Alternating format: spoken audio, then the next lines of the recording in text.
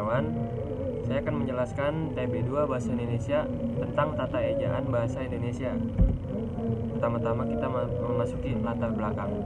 Kehidupan sehari-hari terkadang tanpa disadari menggunakan kata-kata yang salah alias tidak sesuai dengan ejaan dalam bahasa Indonesia. Ejaan yang salah dalam kehidupan sehari-hari sah-sah saja, tetapi bagi guru dan dosen itu tidak diperbolehkan. Ejaan yang baku sangat penting untuk dikuasai dalam digunakan ketika kita membuat suatu karya tulis ilmiah. Ejaan baku adalah ejaan yang benar, sedangkan ejaan tidak baku adalah ejaan yang tidak benar atau ejaan salah. Untuk mengetahui bahwa kita pada kalimat yang kita tulis tidak menyalahkan aturan ejaan baku dan ejaan tidak baku, maka kita harus membuka buku Kamus Bahasa Indonesia sebagai referensinya. Selanjutnya kita memasuki pembahasan. Pembahasan yang benar adalah bahasa yang sesuai dengan kaidah bahasa baku, baik kaidah untuk bahasa baku tertulis maupun bahasa baku lisan. Ciri-ciri ragam bahasa baku adalah sebagai berikut.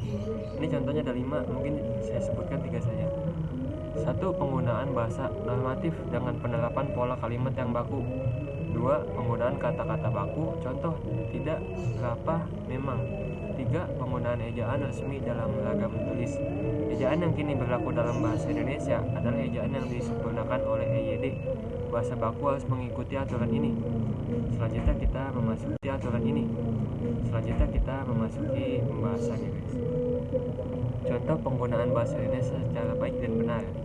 Penggunaan bahasa Indonesia dengan baik dan benar mempunyai beberapa konsekuensi logis terkait dalam pemakaiannya secara dengan situasi dan kondisi.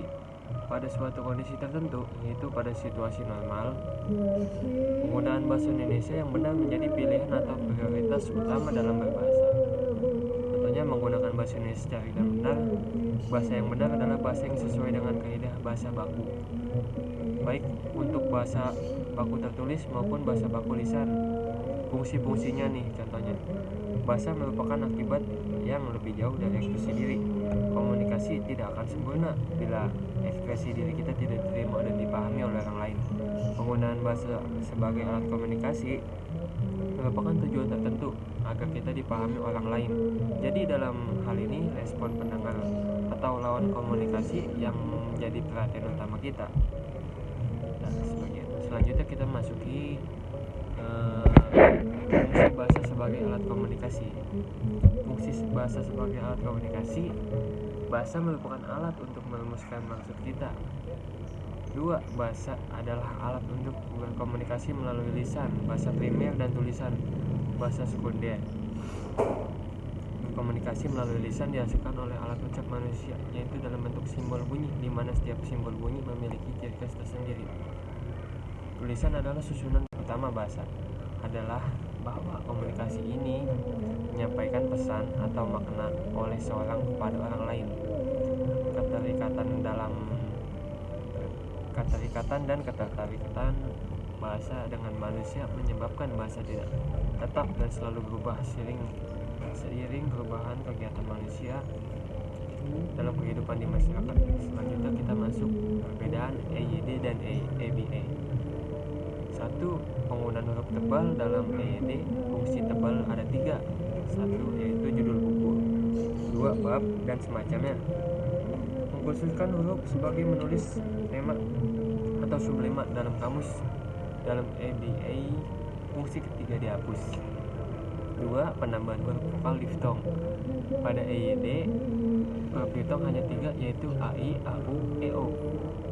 OI maksudnya. Sedangkan pada EBA, huruf diftong ditambah yaitu jadi AI. Misalnya pada kata geser dan survei. Ruang lingkup ejaan yang disempurnakan EYD sesuai dengan ketentuan dari bahasa. Departemen Pendidikan Nasional ruang lingkup EYD meliputi 5 aspek, yaitu 1. Pemakaian huruf. 2. Huruf abjad. 3.